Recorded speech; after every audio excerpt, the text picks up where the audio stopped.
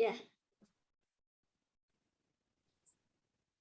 Bismillahirrahmanirrahim. Assalamualaikum warahmatullahi wabarakatuh. Waalaikumsalam warahmatullahi wabarakatuh.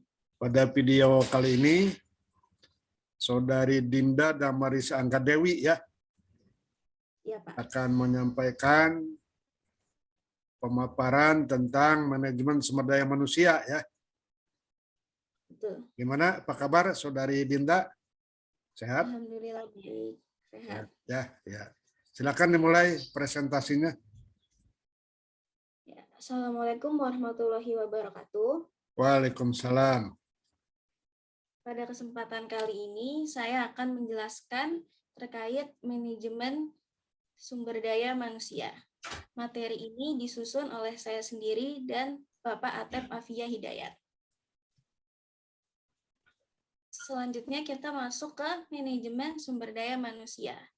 Manajemen sumber daya manusia adalah salah satu fungsi dalam sebuah perusahaan atau organisasi yang berfokus pada kegiatan rekrutmen, pengelolaan, pengarahan untuk orang-orang yang bekerja dalam perusahaan tersebut. Dalam sebuah perusahaan atau organisasi, divisi yang mengelola manajemen sumber daya manusia ini akan menyediakan pengetahuan tentang perusahaan, peralatan yang dibutuhkan, pelatihan, layanan administrasi, pembinaan, saran hukum, serta pengawasan dan manajemen talenta yang mana semua hal tersebut dibutuhkan demi mencapai tujuan perusahaan. Ya, Saudari Dinda ya. Saudari Dinda Damarisa Angkadewi ya nama lengkapnya ya. Iya, Pak. Bahwa MSDM atau manajemen sumber daya manusia merupakan salah satu fungsi dalam perusahaan ya atau organisasi bentuk lainnya, dan fokusnya itu kepada rekrutmen ya, kegiatan rekrutmen ya, atau penempatan tenaga kerja mulai dari penerimaan dan sebagainya ya, kemudian pengelolaan, pengarahan ya untuk orang-orang yang bekerja dalam perusahaan tersebut ya, baik orang baru maupun orang yang sudah lama ya. Nah, dalam hal ini divisi MSDM ini akan menyediakan pengetahuan tentang perusahaan ya. Jadi mulai dari visi misi ya, tujuan dan sebagainya ya, supaya dipahami oleh seluruh sumber daya manusia yang ada ya, kemudian peralatan yang dibutuhkan untuk bekerja ya, pelatihan ya di bidangnya masing-masing, kemudian layanan administrasi, pembinaan, kemudian aspek hukum juga ya disediakan ya, kalau terkait persoalan hukum misalnya. Kemudian pengawasan, dan tentu saja manajemen talenta ya, mengenai bakat-bakat apa yang ada pada setiap sumber daya manusia. Dan ini tentu saja semuanya dalam upaya mencapai tujuan perusahaan ya. Silakan dilanjutkan. Selanjutnya kita akan membahas tujuan manajemen sumber daya manusia. Yang pertama ada dari tujuan organisasional. Tujuan ini ditujukan untuk dapat mengenali keberadaan manajemen sumber daya manusia dalam memberikan kontribusi pada pencapaian efektivitas organisasi. Yang kedua, ada tujuan fungsional. Tujuan ini ditujukan untuk mempertahankan kontribusi departemen pada tingkat yang sesuai dengan kebutuhan organisasi.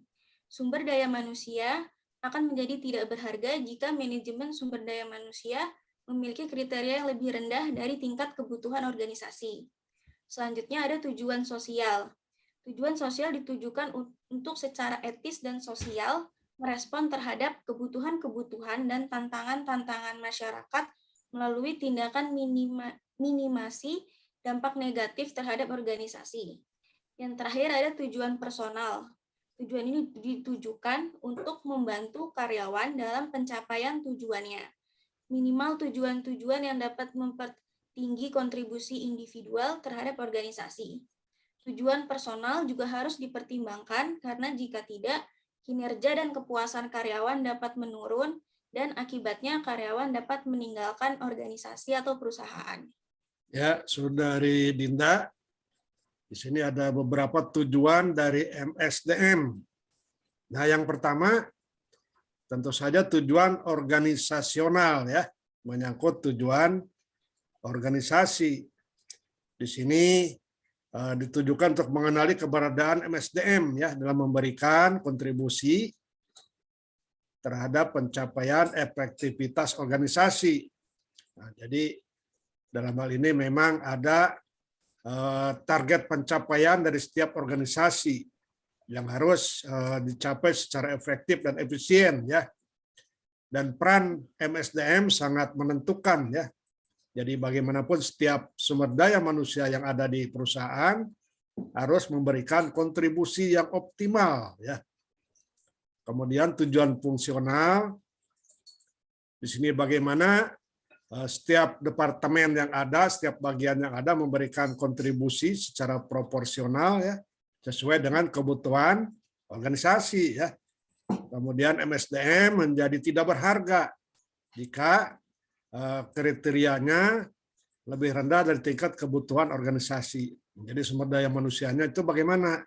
Apakah secara fungsi organisasi memadai, layak, atau tidak? Dan ini harus disesuaikan dengan kebutuhan organisasi.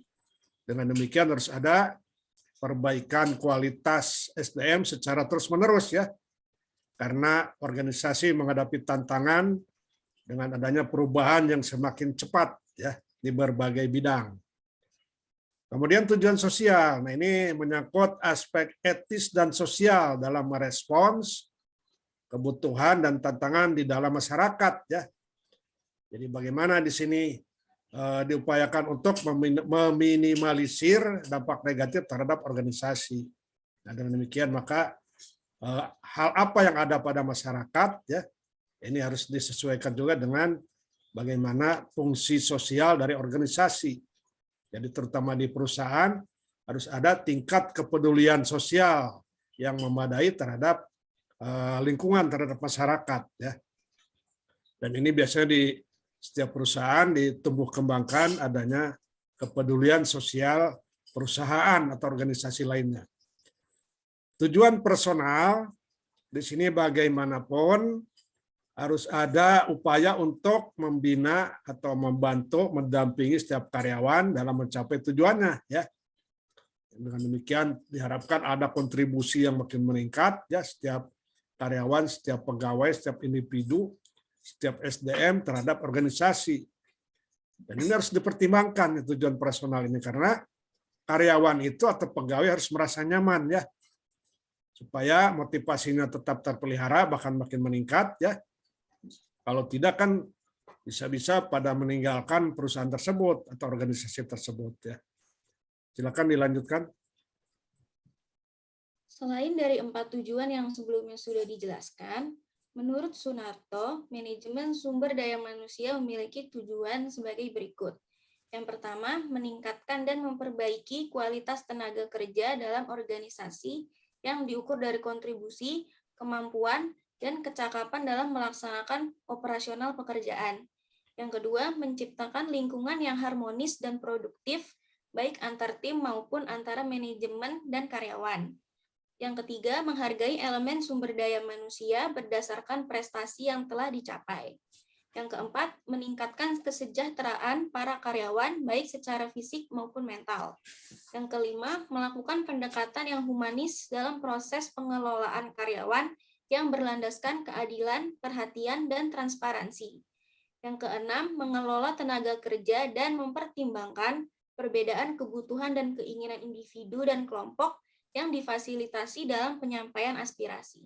Nah, ini ada tambahan tujuan ya dari MSDM. Antara lain, pertama, adanya peningkatan dan perbaikan kualitas SDM atau tenaga kerja dalam organisasi ya. Sehingga kontribusinya meningkat, kemampuannya meningkat, kecakapannya meningkat ya, keterampilannya meningkat ya dalam melaksanakan tugasnya secara keseharian ya, dalam operasional pekerjaannya. Jadi setiap hari ada perbaikan, ada peningkatan ya. Kemudian tujuan berikutnya menciptakan lingkungan yang harmonis ya dan produktif.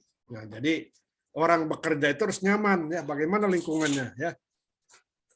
Dengan demikian harus ada kondisi yang harmonis, direkayasa atau diciptakan sedemikian rupa ya, sehingga di antara tim yang ada atau di antara manajemen yang ada ya, di antara lini yang ada, di antara bagian yang ada, di antara semua karyawan terjadi sinergi dan pada akhirnya meningkatkan produktivitas perusahaan ya.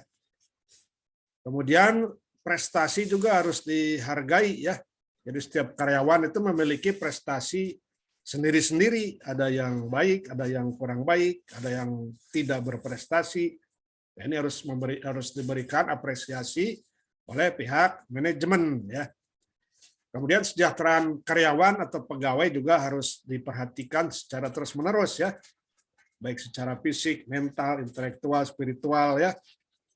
Sosial, ada kesejahteraan sosial ya. Jadi dengan demikian karyawan merasa nyaman di dalam menjalankan karirnya atau tugas kesehariannya. Kemudian pendekatan yang dilakukan harus humanis ya dalam pengelolaan karyawan. Jadi bukan lagi dengan sistem feodal ya, memperlakukan buruh dengan semena-mena. Jadi istilahnya pun karyawan sudah lebih baik dari sebelumnya ya. Walaupun masih ada penggunaan istilah buruh, tapi tetap saja intinya buruh itu atau karyawan itu harus diterapkan pendekatan yang humanis dalam pengelolaannya ya, memperhatikan aspek keadilan ya, diperlakukan secara adil, penuh perhatian, dan adanya transparansi. Nah, kalau dikenakan sanksi, kenapa sanksinya seperti itu ya? Kalau ada kenaikan jabatan, kenapa dia naik jabatan, yang lain tidak? Apa prestasinya, apa dasarnya? Jadi ada transparansi ya, sehingga tidak menimbulkan kecemburuan di antara para pegawai ya. Kemudian di dalam pengelolaan tenaga kerja ya, ini juga harus mempertimbangkan perbedaan kebutuhan dan keinginan setiap individu atau kelompok ya. Nah, jadi berbeda-beda keinginannya apa, kebutuhannya apa, dan ini difasilitasi misalnya dalam penyampaian aspirasi. Oleh sebab itu diperlukan adanya serikat pekerja ya, untuk mewakili karyawan atau tenaga kerja dalam menyampaikan aspirasinya dengan manajemen ya. Silakan dilanjutkan. Selanjutnya ada fungsi manajemen sumber daya manusia. Jadi ada beberapa fungsi dari manajemen sumber daya manusia yang dapat dipraktekkan dalam perusahaan atau organisasi. Yang pertama, ada staffing atau mengatur keanggotaan. Fungsi dari manajemen sumber daya manusia ini berperan penting untuk menentukan kualitas sumber daya manusia yang dibutuhkan dan sesuai dengan kriteria perusahaan atau organisasi. Yang kedua, ada evaluasi.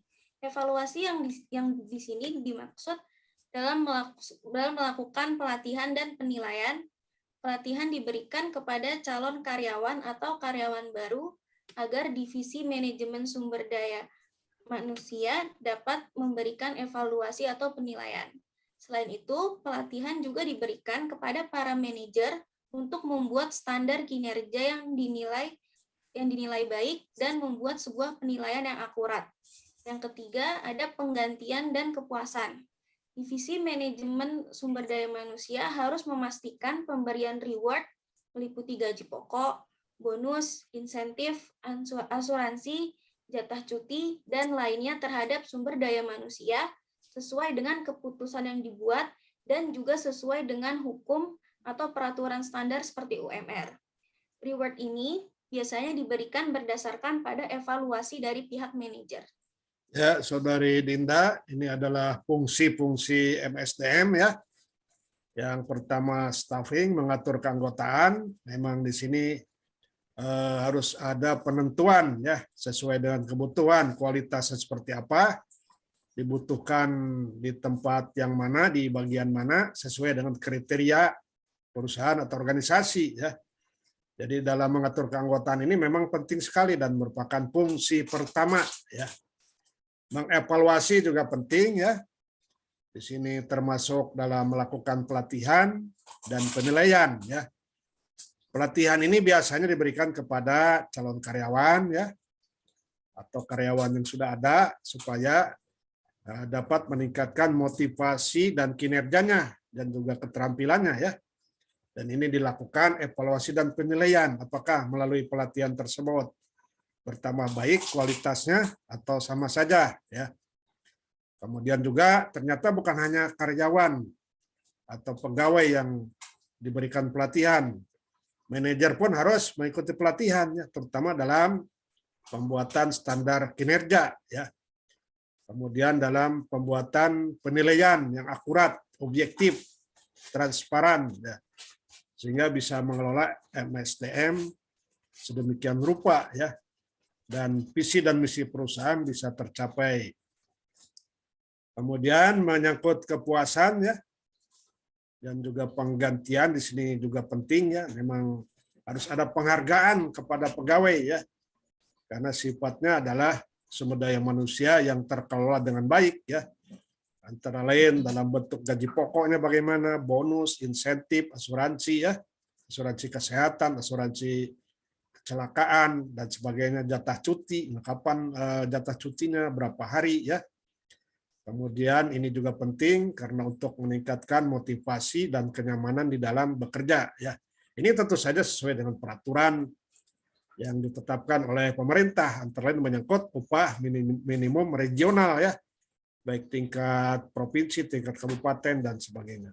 Dan ini kegiatan ini ya tentu saja dilakukan melalui evaluasi yang cukup baik, cukup selektif yang dilakukan oleh pihak pimpinan perusahaan atau organisasi. Silakan dilanjutkan.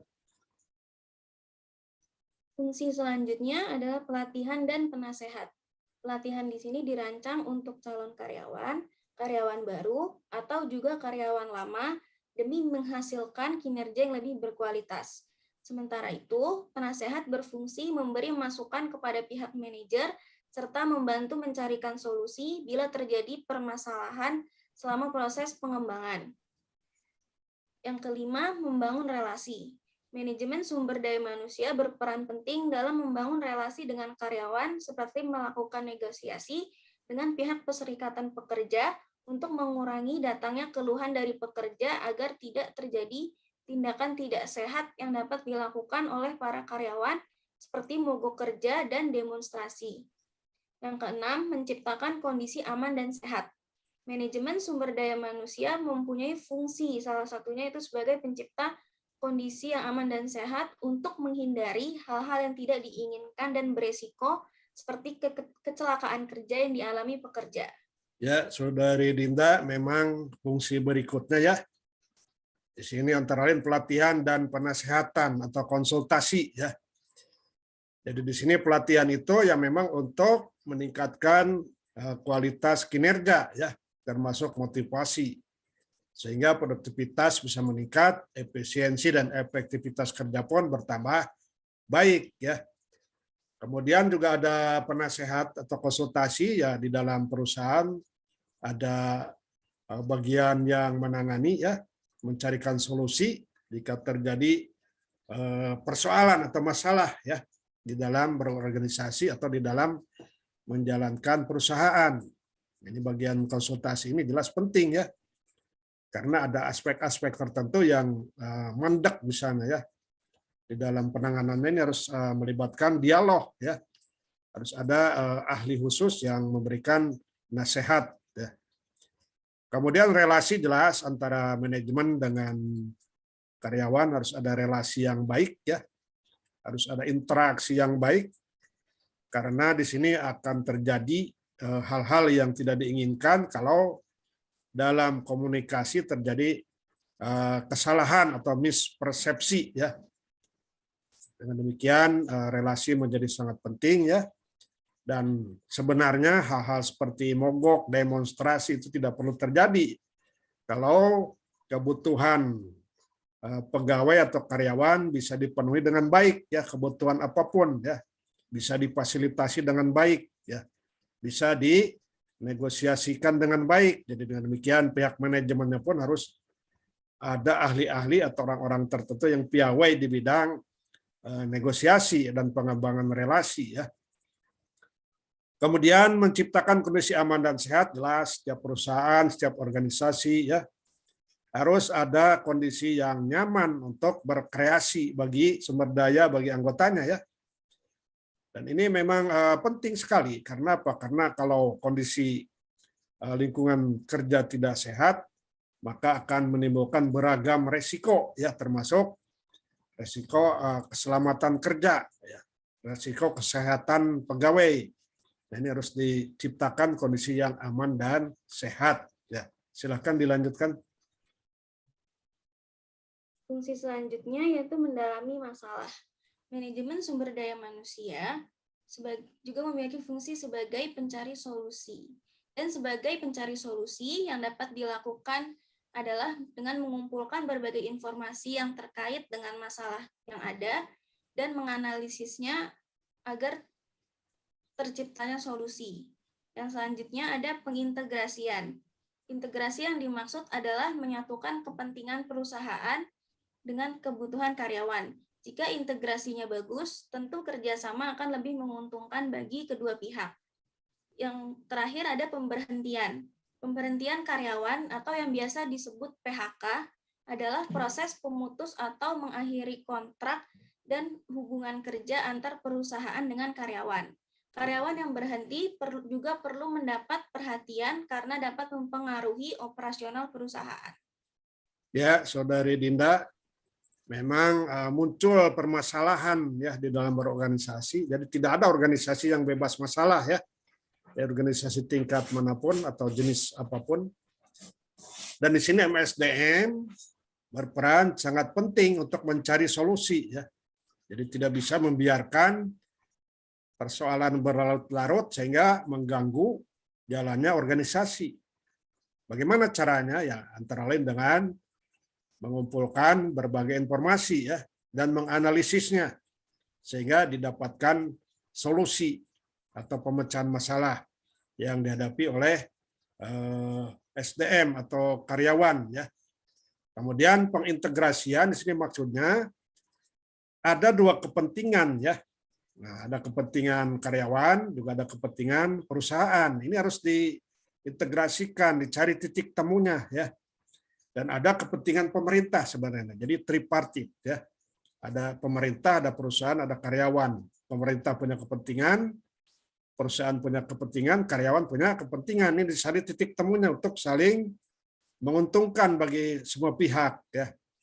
Dan ini nanti untuk kerjasama yang lebih baik, ya, dan menguntungkan kedua pihak atau ketiga pihak, ya. Bagaimanapun dengan keberadaan perusahaan yang baik, yang dikelola secara profesional, tentu akan menguntungkan pemerintah, ya. Misalnya dengan pajaknya yang teratur, ya, membantu ekspor, membantu penyediaan lapangan kerja dan sebagainya, ya. Jadi integrasi ini penting, ya. Kemudian pemberhentian, ya, memang di setiap organisasi ada yang namanya pemberhentian, ya, baik karena PHK atau karena pensiun, ya, misalnya, atau karena hal-hal lain, ya. Dan ini harus dilaksanakan sedemikian rupa mengikuti aturan yang berlaku, ya. Dan tentu saja harus memperhatikan kepentingan karyawan, ya. Bagaimana nih nasib karyawan? Jadi jangan semena-mena, ya. Jangan diperlakukan tidak manusiawi, ya. Aturannya harus lebih baik lagi, ya. Karena bagaimanapun karyawan juga menyangkut kehidupan anggota keluarganya, ya. Nah, ini harus diperhatikan, ya. Silakan dilanjutkan. Selanjutnya ada fokus manajemen sumber daya manusia.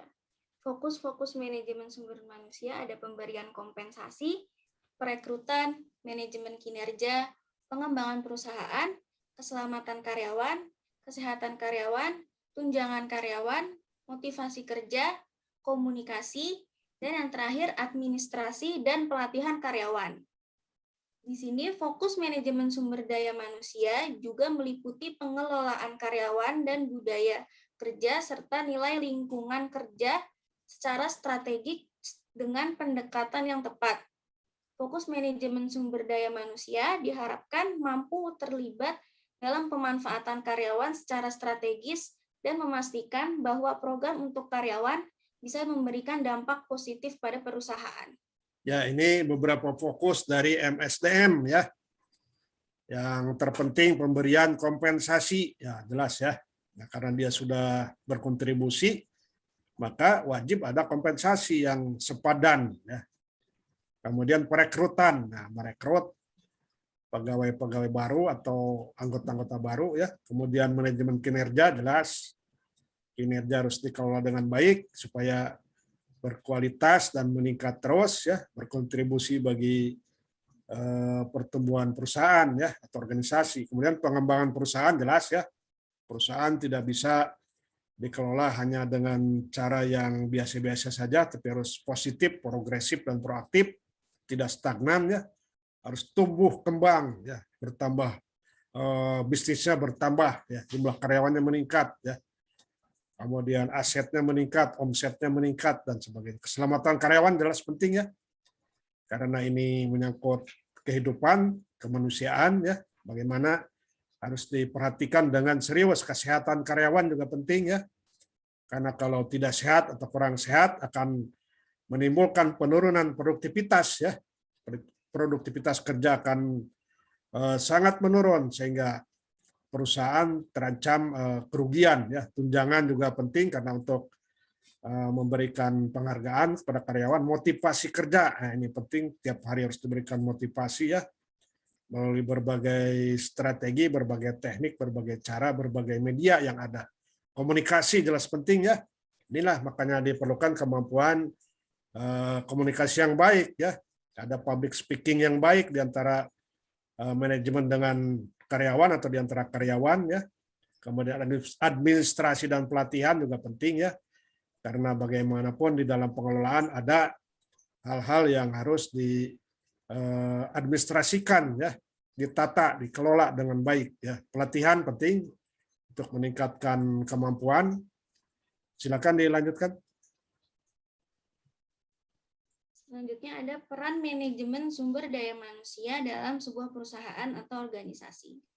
Jadi dalam menjalankan kegiatan, baik di organisasi atau perusahaan, dibutuhkan sumber daya manusia yang kompeten di bidangnya masing-masing. Peran manajemen sumber daya manusia di sini dibutuhkan agar kegiatan yang direncanakan berjalan dengan baik dan mencapai target yang diinginkan. Manajemen sumber daya manusia merupakan bagian penting dalam sebuah perusahaan atau organisasi karena permasalahan yang dihadapi perusahaan bukan hanya persoalan bahan mentah, modal, alat kerja, atau produksi, tetapi juga permasalahan sumber daya manusianya sebagai pihak yang menjalankan dan mengelola faktor-faktor produksi sekaligus merupakan tujuan dari kegiatan produksi itu sendiri.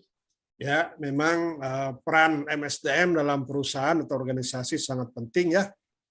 Merupakan aset yang paling penting, ya, karena yang menjalankan adalah manusianya atau anggotanya atau karyawannya, ya. Nah, dengan demikian MSDM itu harus kompeten di bidangnya masing-masing. Nah, inilah perlunya pelatihan secara periodik, ya. Kemudian MSDM juga dibutuhkan supaya kegiatan yang direncanakan bisa berjalan dengan baik, ya. Target bisa tercapai. Nah, tujuan bisa tercapai, visi misi organisasi bisa tercapai. Silakan dilanjutkan. Ya, sekian pembahasan materi kali ini. Ya, terima kasih Saudari Dinda. Dinda Damarisa Anggadewi, ya, namanya, ya. Iya, Pak. Terima kasih pemirsa dimanapun berada. Mudah-mudahan bermanfaat, ya, bagaimana pentingnya manajemen sumber daya manusia di dalam pengelolaan organisasi, termasuk perusahaan atau organisasi dalam bentuk lainnya. Wassalamualaikum warahmatullahi wabarakatuh. Waalaikumsalam warahmatullahi wabarakatuh.